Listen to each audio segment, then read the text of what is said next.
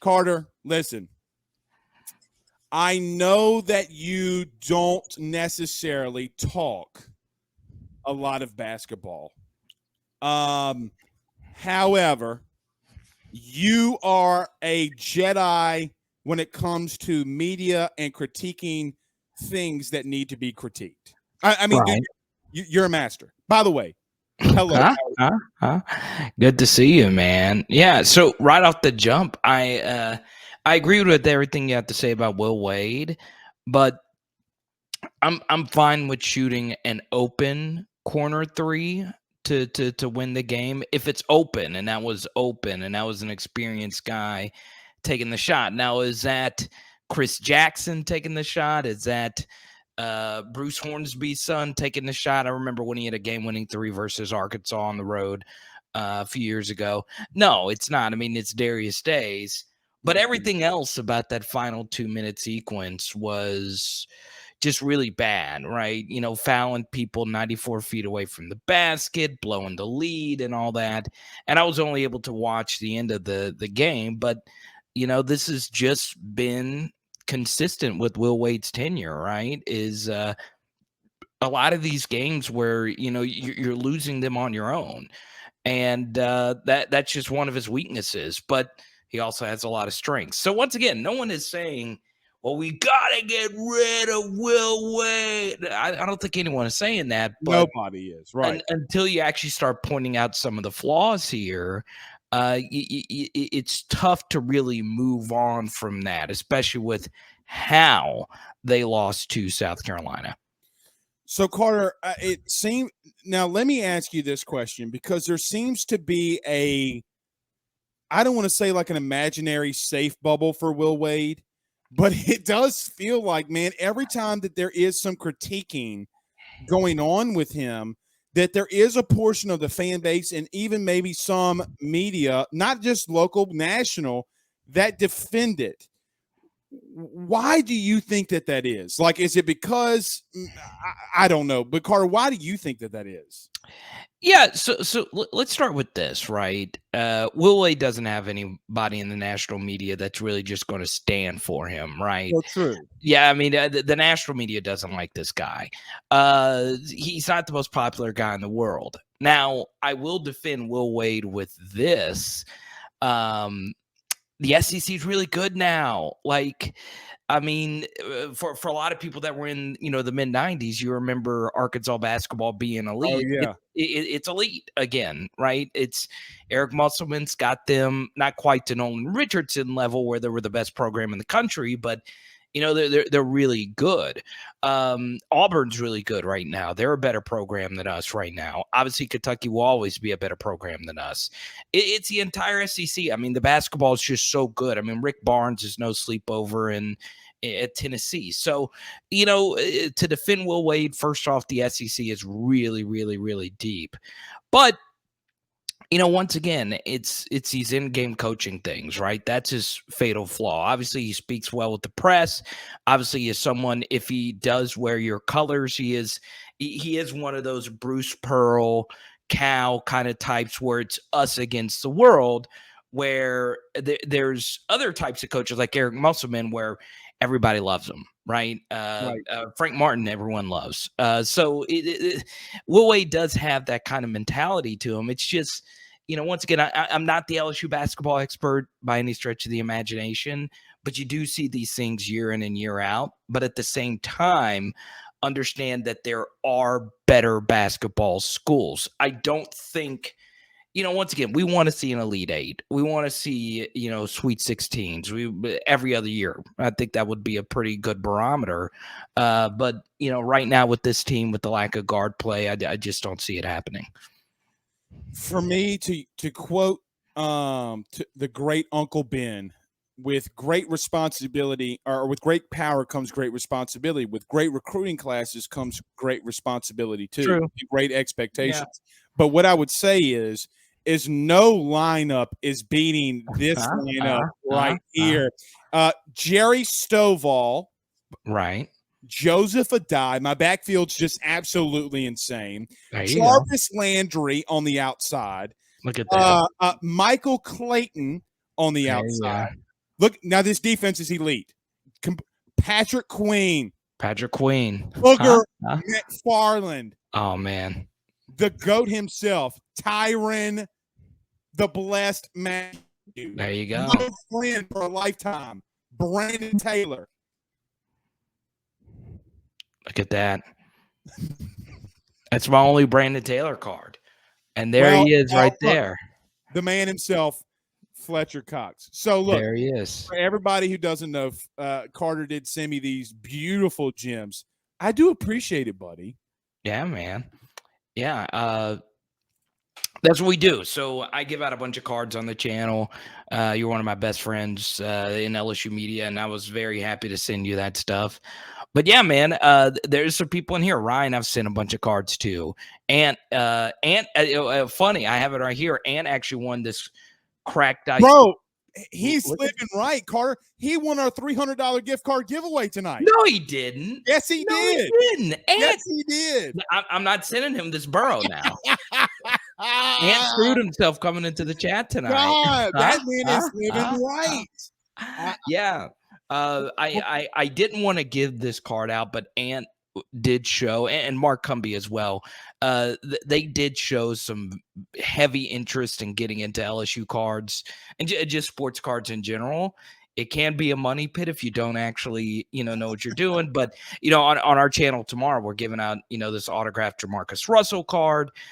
Sports cards are a lot of fun. There's a bunch of, fun shops in Baton Rouge, but yeah, man, I love it. And I love sending you cards the most, right? The Stovall auto was one of my favorite cards, but I'd send out my best stuff to my favorite people. AYS. It's gonna be right here in the AYS, in the new AYS studio. There you go. You could absolutely believe that. Part of the Power Brian joined us. You can follow him right here, the Power Hour. Go to his show tomorrow. It's gonna be absolutely amazing. I know that I always am in his show. I don't comment as much, but I do listen. My wife's like, there you go. She always knows when I'm listening to you. Carl, let's get over to football. Yeah. Something interesting about Brian Kelly, and it's something that me and you've talked about off the air, and let's kind of bring it on the air a little bit because it's being a little bit more reported now. Carter, Brian Kelly has literally replaced 60 people inside of football ops. 60. Yeah. Completely new overhaul.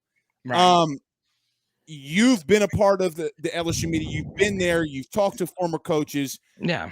What do you think about this? Do you think that Brian Kelly – I mean, look, I'm completely good with it. I think that there should have been a complete overhaul. But when you hear he just hired 60 new people, what's the first thought that you think of or what you think? I think it's good and bad. So for instance, right, like he did keep a lot of people from the last staff, right? So Greg Stringfellow, who's a very powerful person, still with the staff. Jack Marucci still with the staff. Also, some people that aren't as high on the totem pole stayed. Carter Sheridan, Mason Smith, J.R. Belton, 3 very popular people in that building. Just from what I've heard, I know you've probably heard the same thing. In particular, Mason Smith with his ties to Louisiana bootleggers and whatnot. And then, of course, you keep Brad Davis around. So, yeah, a lot of new faces coming in. We've also seen a lot of talented people land jobs elsewhere. The lady's name slips my mind, but the lady who actually fetched the crawfish for Joe Burrow and Ed Orgeron, she got the job at Baylor. You've seen a lot of coaches, Jake Peets and Durante Jones. They both land NFL jobs today.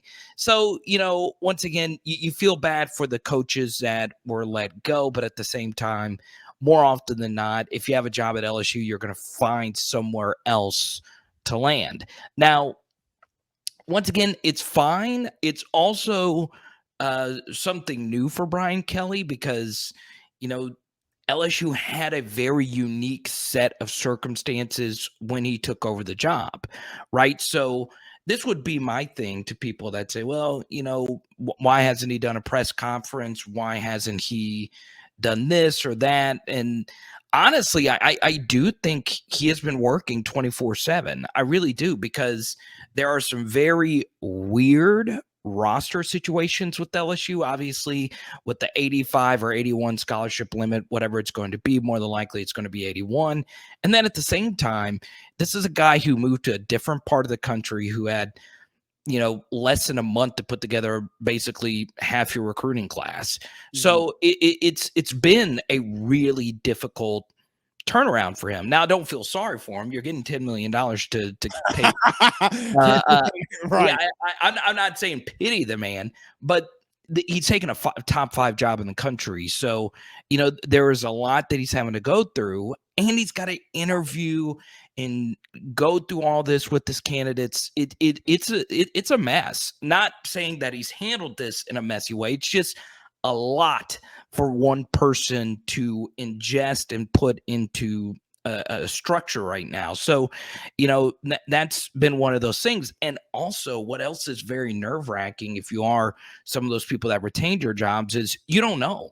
You do not know if you're going to keep your job. It all comes down to what Brian Kelly and obviously Scott Woodward wants to do. So it's been a crazy period for LSU football. So a couple of things off of that, even having to fend off, and look, Jake Peets does go to the LA Rams. Good. You need to tell me that Cortez Hankton didn't have that same conversation with Sean McVay, because look, you don't have to. There's not these and there are limits in the NFL on position coaches, but there kind of really isn't, right? Like you got to have your limit, but you can bring them in. Having to fend that off. So, Carter, I agree with you. There's so many things that has to go on to build this up. And look, even the toxic nature that was around it. Now, you talked about, and something that I've talked about a lot. And look, I was wrong, and I will admit where I was wrong. I didn't think LSU could get back to the 80-plus scholarship limit, but you've done some digging on there. I've talked about it on my show, but how impressed are you that they're able to get back to that situation? In the last game that we saw, Carter, there were 37 guys deep out on Scholar. Yeah. I mean, that's unreal, bro. Yeah. So the first thing is, as an LSU fan, we've been more lucky than good, right? With the 3 national championships with 3 different coaches, right? Now, there's a bunch of things you can consider as an LSU fan as unlucky, right? Like the Patrick Peterson interception versus Alabama. There's some things that you chalk up to really, really bad luck, such as that. And then there's some things such as the national championships, all of it being New Orleans and whatever, as good luck.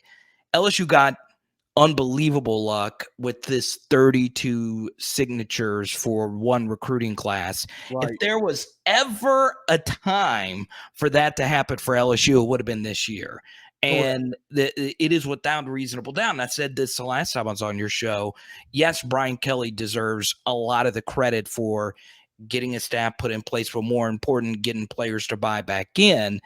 But every single one of you, I'm looking at every single LSU fan that's in the chat, watching this on Facebook, YouTube, MySpace, LinkedIn. I know you're on every freaking platform. We're probably on Times Square, New York. Hey, what's going on? We're probably everywhere right now on the AYS network. But NIL, baby. The NIL, baby. There you go. You, whoever it may be, you're very lucky the LSU brand is what it is, right? Kids just want to play for LSU, right? Doesn't matter who the coach is. Doesn't matter who their position coach is. They want to play for LSU. Now, they do care who their position coach is, and they do eventually like their position coach. I'm not short selling that at all. But there are so many kids that were stars at their university that still decided to come back and play for the home university. So there are 2 big things that Brian Kelly had going in his favor. The 32-player maximum, when it used to just be 25, when the roster was, obviously scraped thin at the end of the Orgeron regime. And the second thing, LSU being LSU. And, there's plenty of debates regarding Louisiana talent and should this kid have been offered and should this kid been offered. Now, that kid who was overlooked can still come back and play for LSU with the new rules in the transfer portal. Carter, is there one thing that you were most impressed by Brian Kelly? So for me, go ahead. Is there something? No, go ahead. I want to hear what you have to say first. Go ahead. I think for me, the most impressive thing is really the Rolodex that he has from a coaching perspective. What I mean by that is this. Buddy, I don't know if we've seen look, you go get Frank Wilson and Cortez Hankton, 2 local guys. I get it. Yeah. But like when you got former NFL or current head coaches in the NFL saying that they want to go back and coach with him if the opportunity presents itself and that they learned a lot from him. Carter, I just don't know if that we've ever been graced with that. Even during Saban, right? Like Saban had a Rolodex, but Saban wasn't Saban then. Saban had the Belichick thing, but Belichick wasn't Belichick then yet either. Right. So I guess for me, just knowing that, having a sense of security, like around recruiting, I wasn't really nervous. Like I knew he was going to be able to do something. Is there anything for you that stands out to that he's done maybe the best so far? Yeah, so that's obviously, the key, right? Is, you've heard a lot of recruits say his organization, and that's obviously very important where, things were very scattered, especially towards the end of the Orgeron regime. It wasn't at first. Orgeron did a really good job in 2017, and then 2018, the unbelievable season, 10 wins, and then 2019 was what it was. But obviously things just got so scattered there at the end. So reorganizing everything is obviously something that is very, very, very important. I do think, though, where the Brian Kelly that you're paying the $10 million to really is going to step in is when the season actually starts, right? The biggest difference between what LSU fans have had to deal with since 05 to now is you do have someone that you would consider a top 20 coach between the headset. It is a completely different thing. Remember this. College football is a sport where you have to do the most things as a coach.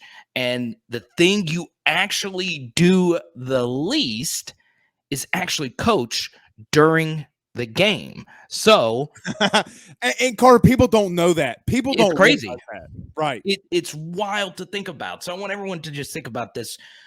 Once again, if you're watching this on Times Square, if you're watching this on the big screen, on your little phone or whatever it may be, the thing that you do the least as a college football coach is actually coach, actually do the coaching, actually call plays during the game and whatnot. Brian Kelly has a good track record of being really good, between the headset. He beats teams he's supposed to beat.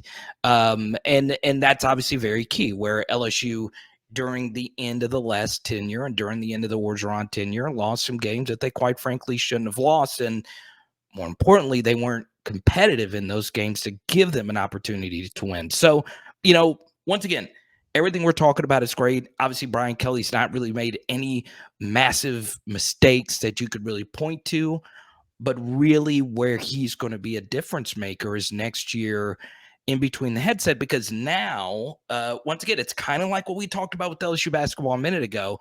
The SEC in football has never been so deep as it is now, right? Sam Pittman's really talented. Lane Kiffin, Mike Leach is, the godfather for a lot of what we see now in college football. Correct. So, those are just 3 coaches in the West. I think every person watching this chat thinks Billy Napier is going to be, at the very least, decent at Florida. He's not going to be Dan Mullen cuckoo at the end of his career. So, so true. This conference is very deep, and you need to have someone that can outmaneuver these guys. And Brian Kelly is obviously someone that can do that. Carter, last two, and we'll get you out of here. We're gonna have to bring you on more. I just love you.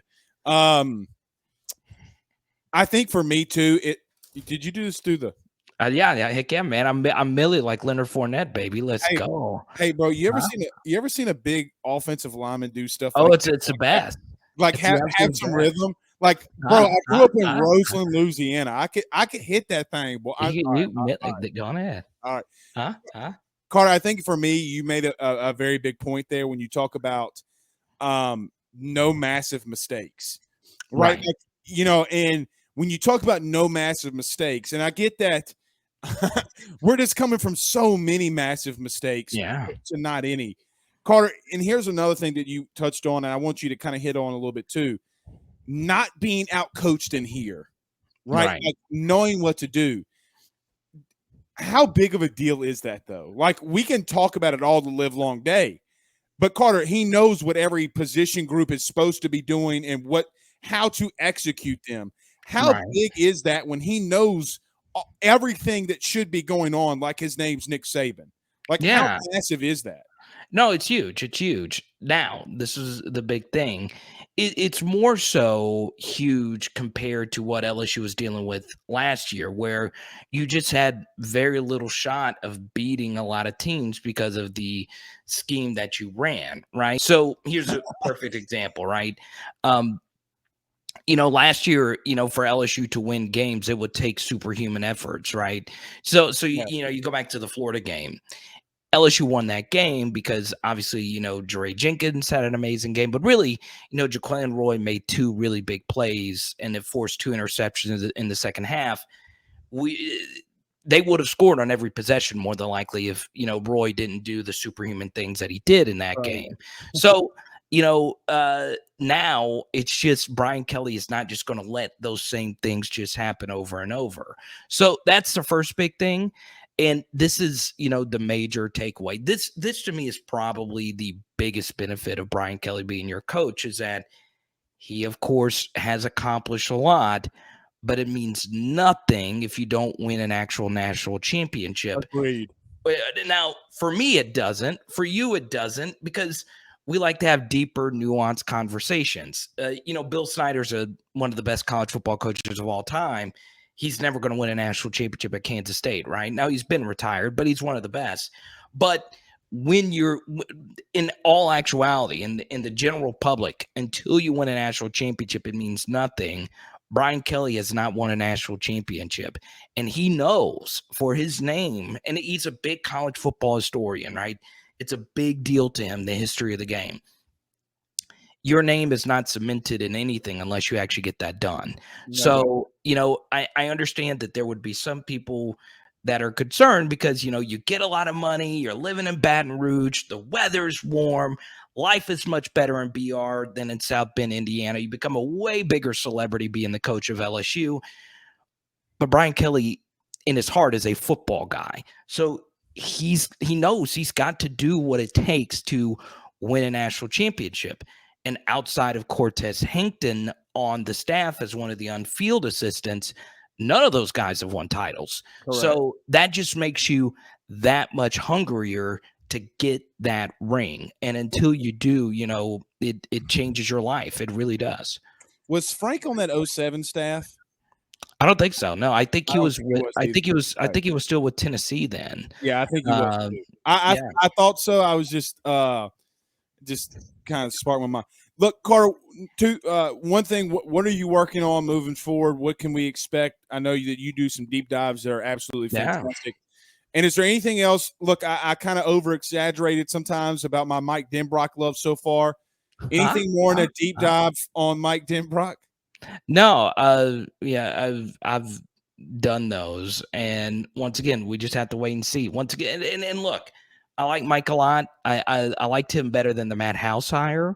But yeah, once again, we'll see how it goes. I did like the assistants they hired alongside them. I think Jamar Kane and Cortez Hankton are going to be two massive home runs for LSU. But really, Blake, I'm working on a general SEC channel where I'll talk about just SEC stuff. That'll just be Power Hour SEC. That'll be coming out in the next few weeks. But yeah, man, just the same old stuff. Having guests like you on and whatnot. We'll be doing more of that. But yeah, man, that's all we do. We just do deep LSU football dives.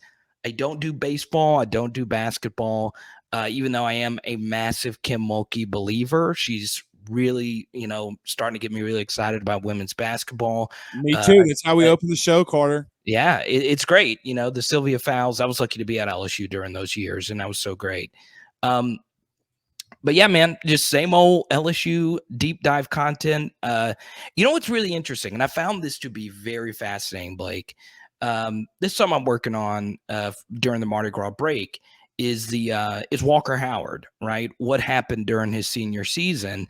And this is what's really crazy. When I dove a little bit deeper, he was actually better than what he was during his junior year. I agree with that. Continue. Yeah. So this is, and this is just a little nugget. Once again, this is the start of it.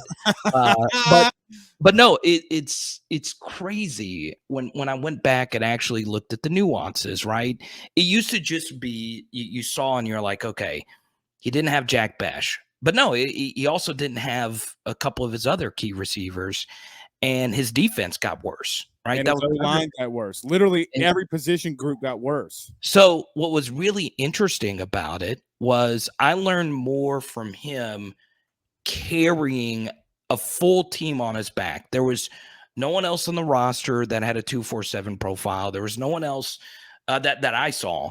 Um, and this guy fractures his tibia, and a month later, with nothing to gain, by the way, walks back on the field and has to win a game 62-60. I don't think people quite understand the magnitude of, hey, your leg almost got chopped off. We need you to score. We need you to score at least 61. We need you to go Devin Booker in this game so we can for sure win it. And if it's crazy, when they really needed him to, he had to put up 60 freaking 2 points to win a game for him. On there's no way he was really. There was no way he was fully healthy after a month. So that was by far the most impressive thing I saw. But there's even more to that story, and that's what I was looking into. So that'll be coming up. And Blake, thank you so much. You got one of the best things going on, not in LSU, but in the SEC period. So don't tell them about it, Carter. They don't want. They don't. Look, fresh fade. Look, fresh fade. Got my fresh Boosie fade, fresh cut. Baby. But yeah, I didn't. When I started looking at it, I didn't think that I would like Walker Howard anymore. I'd be like, okay, he probably put up some stats and some games, and I was like, no, he legitimately got better. And he's got some serious grit to him, bro. Yeah, and this is also something that's really fascinating. I know I've gone on a little too long here, but you're good, buddy. What I think people forget, okay, is as a high school kid, you normally know your fate of where you're potentially going to go by the time you're done playing as a junior. Right. So what happens is sometimes, and a lot of coaches can't say this aloud because they're actually coaching the kids, but I can because I'm not a coach. Kids don't get better. When they get to a senior, they plateau. They don't actually, take that next step. And Walker Howard actually did. And there's a lot of reasons why that's very important.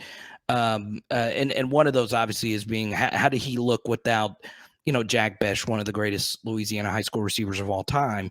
How did he look without that guy on the field? And he looked better. I legit thought, I was like, okay, this is a better quarterback than what he was the year before when he had freaking, one of the best Louisiana high school receivers of all time. So it was very interesting. But Blake, thank you so much. I appreciate you, big dog. Carter the Power Bryant, LSU Power Hour. Go follow him. Show tomorrow night. He's putting out some great content. Carter, salute, my friend. Thank you very much. See you, bud.